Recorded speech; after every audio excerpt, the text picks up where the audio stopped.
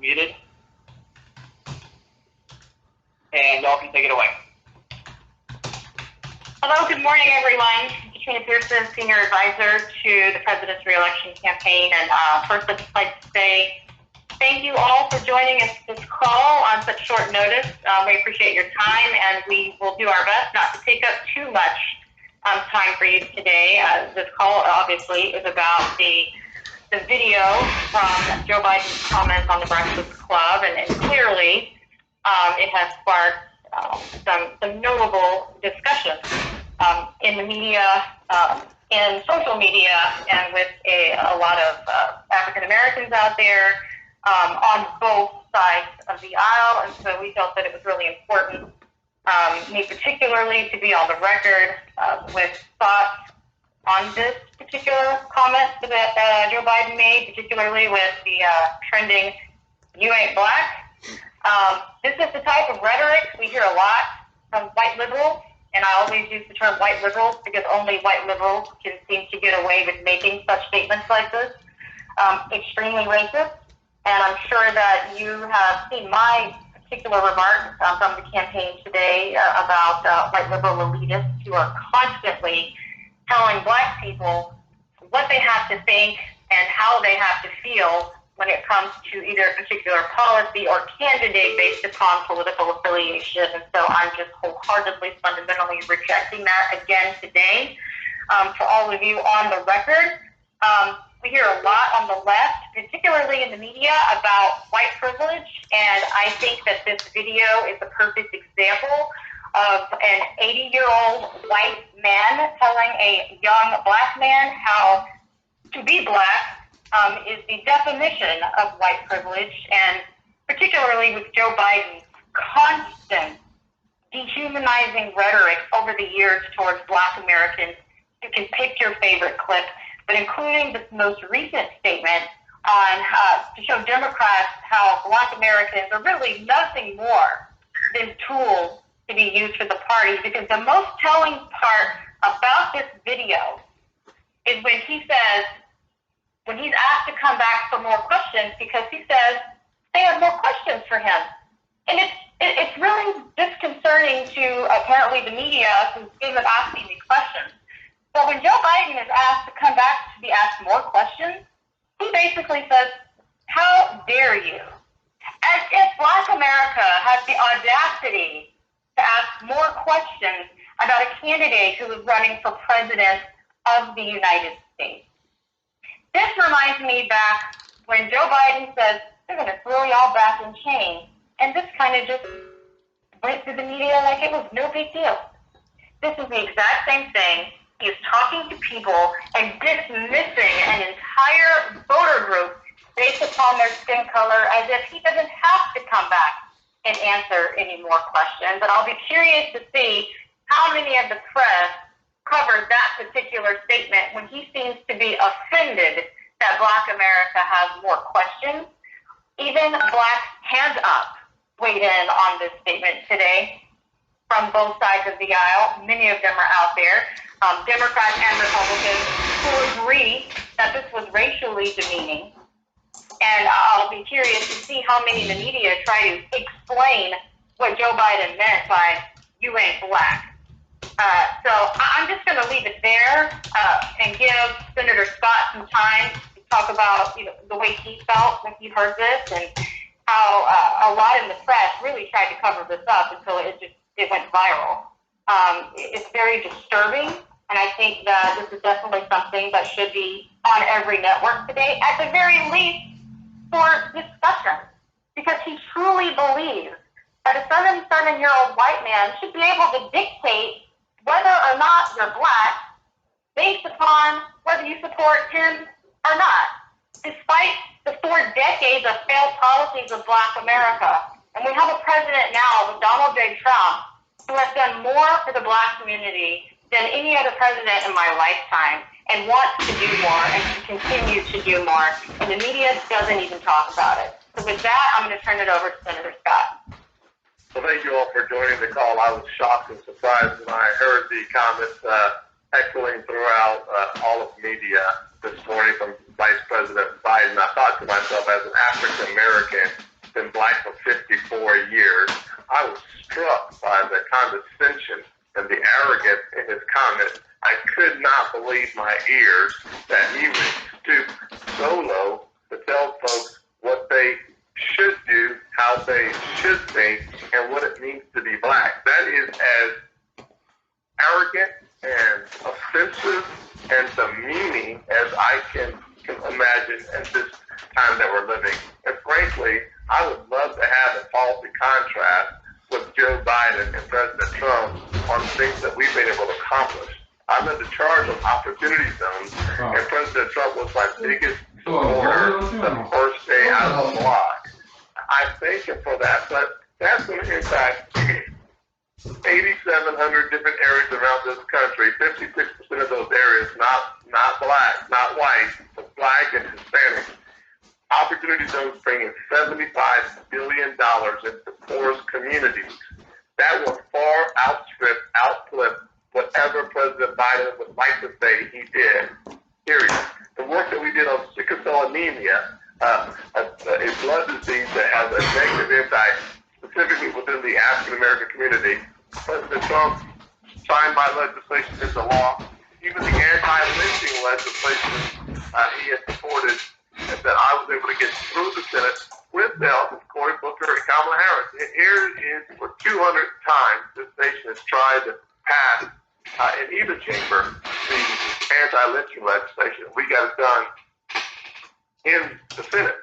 I can't imagine Joe Biden talking about the only way to be black is to vote for Joe Biden. That's just ridiculous. The criminal justice reform that we passed just a couple of years ago, making right the wrongs done in Joe Biden's 1990 criminal justice reform package that incarcerated a high, disproportionate share of African Americans suffered because of the Biden legislation, corrected by President Trump.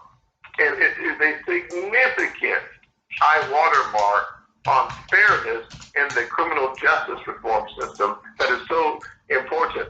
And frankly, we can look at the Farm Bill and see the success providing African American farmers the ability to use their heirs' property in order to obtain a farm number to do more good and justice for themselves.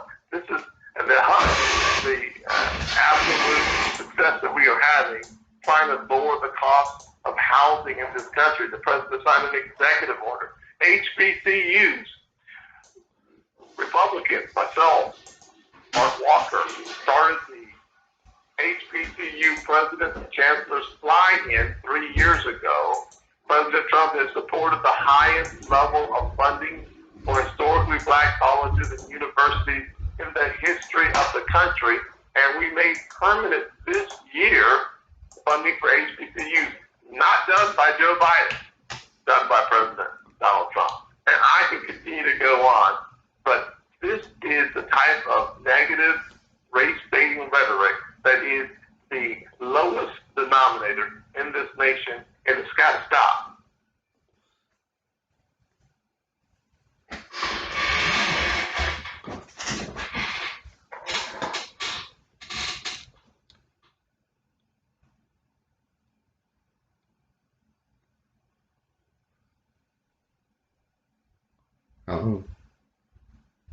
All right, everyone. Thank you so much for being on the call. We will now open this up to questions. Again, this is an on-the-record briefing. At this time, if you would like to ask a question, please press 9 on your phone. Hand up. Withdraw your question at any time by pressing 7. Once again, to ask a question, please press 9 on your phone. We will give a moment for those questions to queue up, and we will take them in just, and I will give that a second to populate. 1 moment.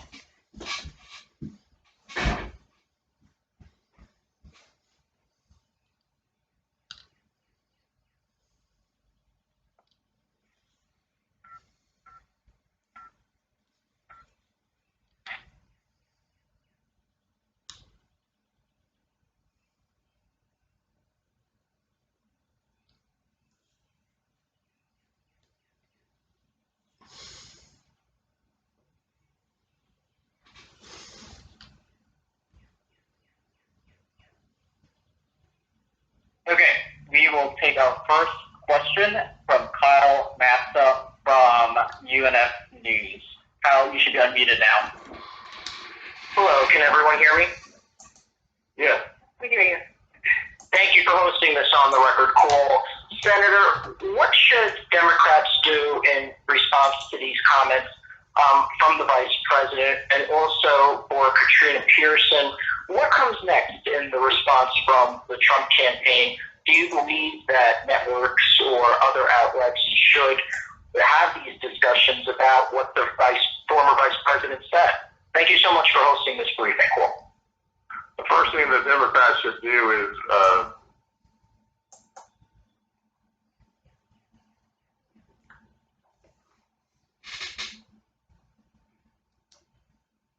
to quit making so many inflammatory comments, period.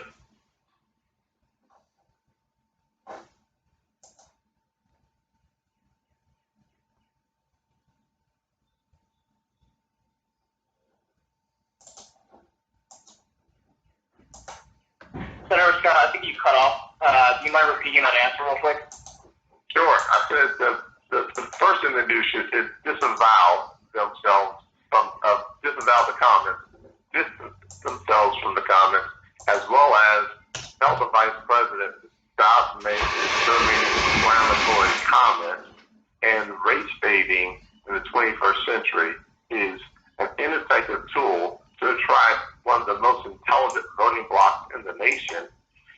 He should respect the African American voter as individuals, not as a part of a group think or a monolithic group of people. That is not who we are. We've never been that, never will be, and we deserve more respect than that. That's what I would tell Democrats to be saying. Yeah, and I would just echo the senator. I mean, there just should be a level of, integrity that's maintained across the board. I mean, had this been a Republican, every news outlet in the country would be contacting every Republican senator asking for them to disavow the comment. So there just should be the same standard. From the campaign perspective, I mean, Joe Biden is the guy who spent his career supporting bills and bragging about locking up black men in record numbers, calling them predators. And you have this contrast of President Trump who's undoing that damage, that huge injustice that was done out of decades of failed policy. We now have a president in Donald Trump who is literally undoing damage and creating generational change, positive change, tangible change for black communities. And so the job of the campaign is really going to be to highlight that contrast, because people deserve to know who they're voting for. And if the media is not going to tell the public the difference between the two, the campaign will. And it's very noticeable that Donald Trump was in Detroit and spoke for nearly an hour with the black community yesterday about their concerns. And then Joe Biden goes on this broadcast and cuts off Charlamagne after 11 minutes, and then was appalled that he had more questions. That is a contrast that the American public needs to know. Donald Trump is there for the American people. That means he's there for the black community, and he's willing to take the time, however long it takes, to hear the concerns, to address the concerns, and right the wrongs of the failed, all talk, no action politicians like Joe Biden.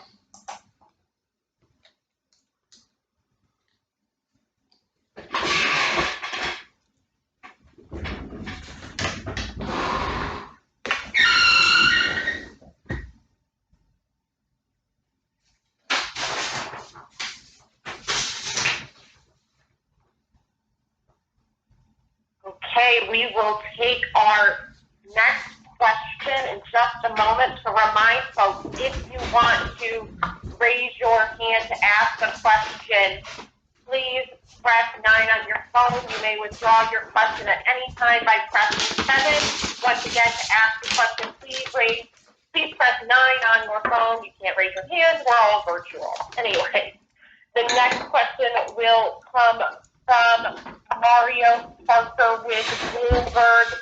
Mario, you should be unmuted. Thank you. Thanks for holding this call. This question is for both of you all. How do we get from a place of whataboutism on this, given that, Biden made those comments this morning, but also the president has been perceived to have made some clumsy comments around race as well. How do you make inroads on that as opposed to just kind of finger pointing? Well, I think that's a remarkable question. The news coverage, anytime the president sneezes inappropriately, is like it's on the front page of every single newspaper and leading stories on every channel. The fact that the president continues to give Democrats, specifically, a Biden pass. I mean, he literally has his own pass on multiple topics, and frankly, especially on the issue of his work on criminal justice reform in the 1990s. He gets a pass when he said in August in Iowa that poor kids are just as bright and just as talented as white kids. Darn, there's no press on that. 2012, when he said that Mitt Romney was going to put black folks back in chains.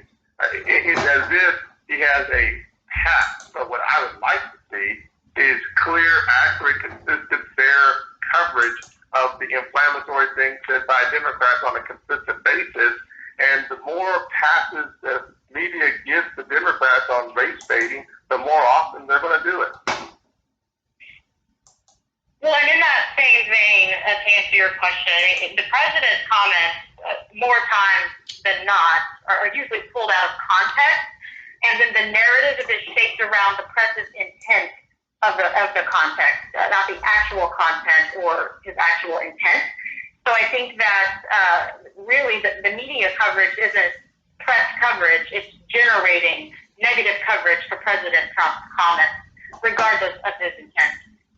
And the president doesn't make comments the way that Joe Biden does, in the simple fact that when he's speaking to the black community, he's more asking questions and saying what I want to do for you, whereas Joe Biden has a record of doing nothing for the black community. There's a lot of talk and there's a lot of damage that's been done. So I think that context matters.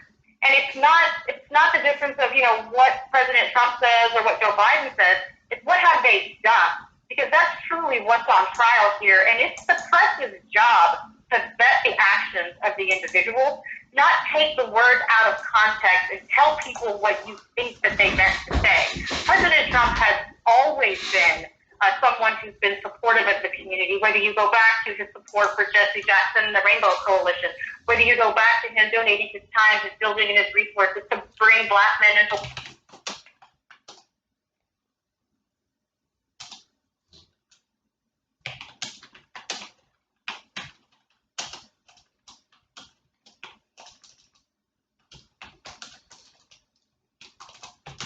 the reasons why I personally get extremely upset when I see these types of things come out about President Trump, because I know the president, I know his heart, and I know his intent when he says anything.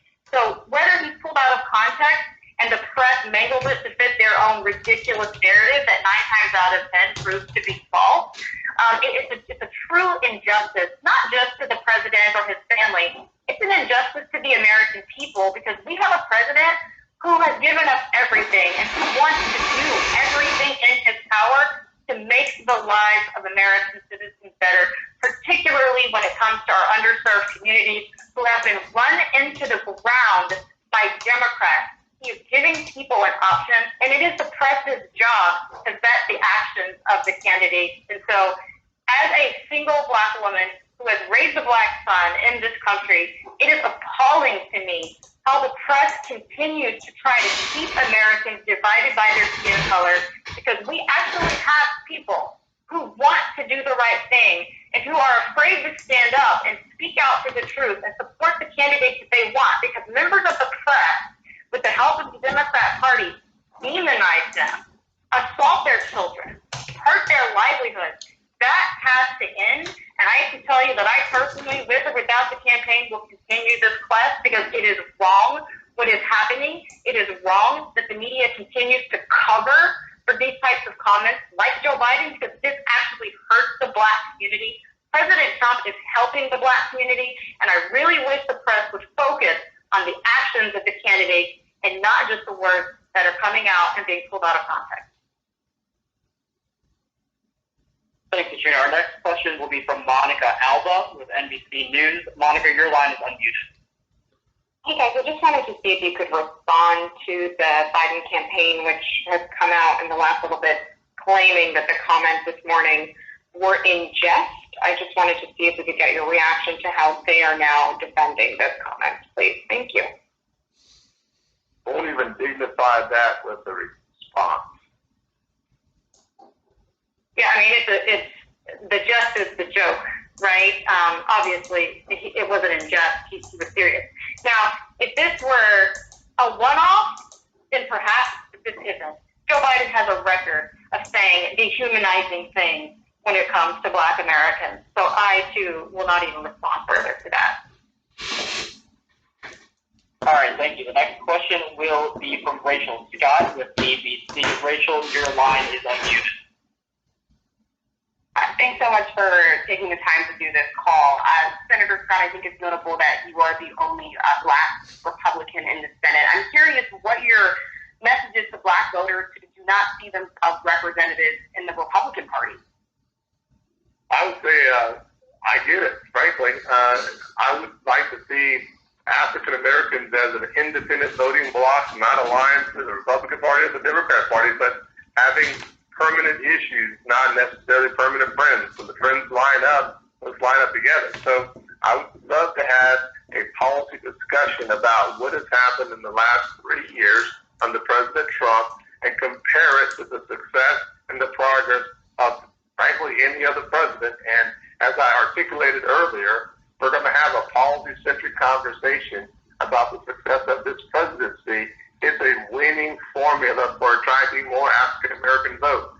It was not my words. It was the head of the United Negro College Fund that said that under this administration, more permanent funding has been put in place for HBCUs than at any other time in this country.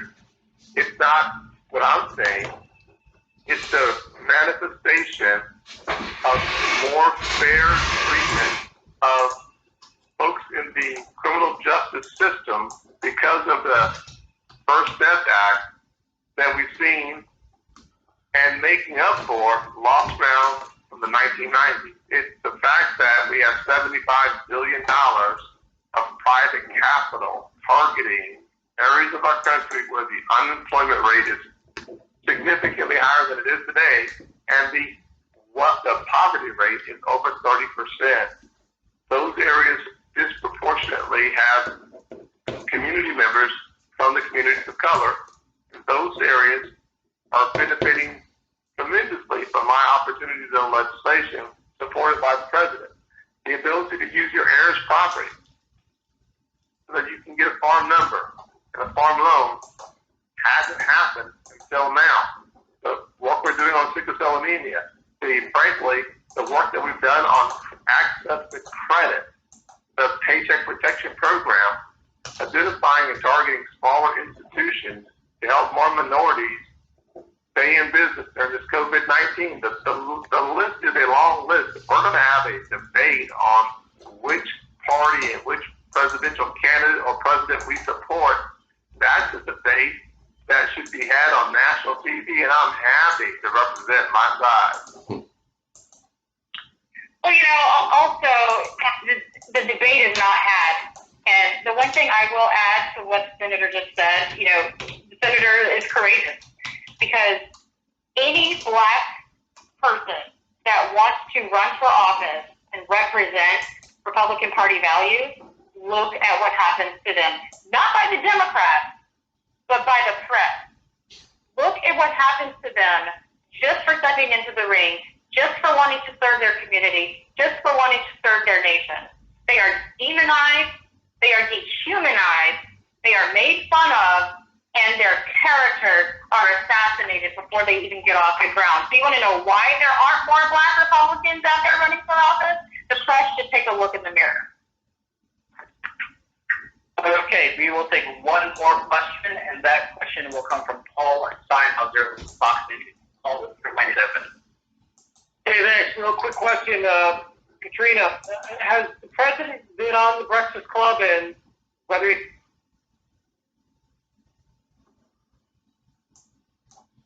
I'm sorry, your question cut out.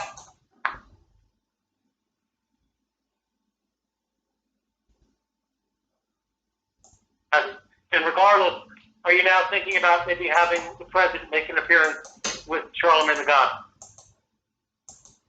The president has not been on the Breakfast Club. I'm not sure that he's been invited. That's a question probably for the White House also. I'm not opposed to it. You know, I think it's a place that we should go. I'm a big fan of going to places where our voices aren't really heard, because most of the listeners on either these radio programs, these podcasts, even some of the TV shows only get to hear one version. And the caricature that is painted of people like myself. So I'm not opposed to it. I don't know if he's been invited. I will definitely check to see. But, you know, there are many Black Republicans who would be happy to go on any program to make the case, not just for the president, but just for being Black and a Republican, an independent thinker. Because that is something that should not be criminalized in our country today. It should be applauded, considering that most of the work and the progress and the positive impact that has ever come to the Black community has come through the Republican Party. And let me just add this too, because I have been on the Breakfast Club. I've had multiple conversations with Charlamagne Tha God.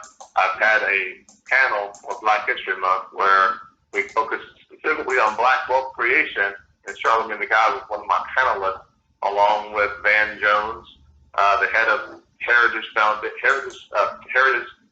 and two other guests. We are a party that wants to have a debate on the ideas that moves the American people forward and making the American dream more attainable and achievable for people no matter where you start, people like myself growing up in a single-parent household. If we have a debate about the issues, I would love to have that debate on the Breakfast Club, on any other radio show or TV show, because that debate is what drives the American dream, it drives the American fervor, and that does not know race. So we should have that conversation. Happy to go back on. Agreed. All right. Thanks, Scott. Thank you, Katrina, for your comments today. And everyone for joining on. We appreciate your time. And thank you.